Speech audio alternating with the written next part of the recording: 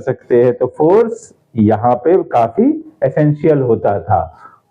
और the threat of force, Balban endeavored the change in payment of the soldiers इक्ता to the cash salaries।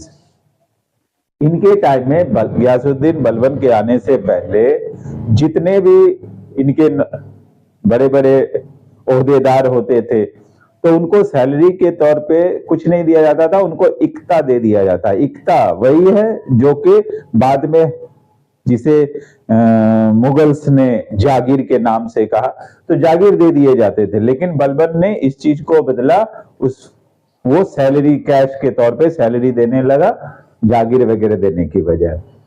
तो slave dynasty का and हो जाता है 1287 आते आते। और इन्हीं के कई सरदारों में से एक जलालुद्दीन खिलजी, वो इनके साथ बगावत करके इनके रूल पे कब्जा कर लेता है। और 1290 आते आते जलालुद्दीन खिलजी वहां के दिल्ली सुल्तानत पे अपना पूरा कब्जा कर लेता है। जलालुद्दीन खिलजी के बाद उसका भतीजा अलाउद्दीन खिलजी, वो जलालुद्दीन खिलजी को मारकर वो उस थ्रोन पे कब्जा कर लेता है। अलाउद्दीन खिलजी 1296 से लेके 1316 तक यानी 20 इयर्स रूल करता है। इस बीच उसने बहुत सारे मेजर चेंजेस किए थे। इसने बंजारों का इस्तेमाल करना शुरू कर दिया था ट्रांसपोर्टेशन के लिए।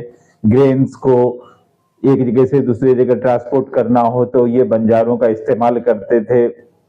ये यूनिफॉर्म वे सिस्टम भी इसने लागू किया था। रिवेन्यू पर सबसे ज्यादा इसका जोर होता था।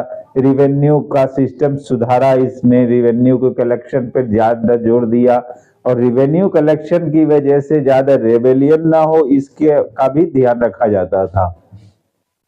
Alauddin was the first sultan to give serious thought to the recognition of the revenue system. He also introduced the rule of measurement of the land. Alauddin Khilji revenue collection पे बहुत ही ज्यादा ध्यान देता था।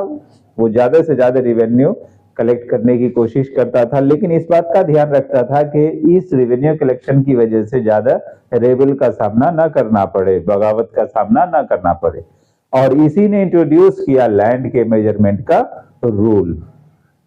आगे, the sultan was assisted by a body of minister who manage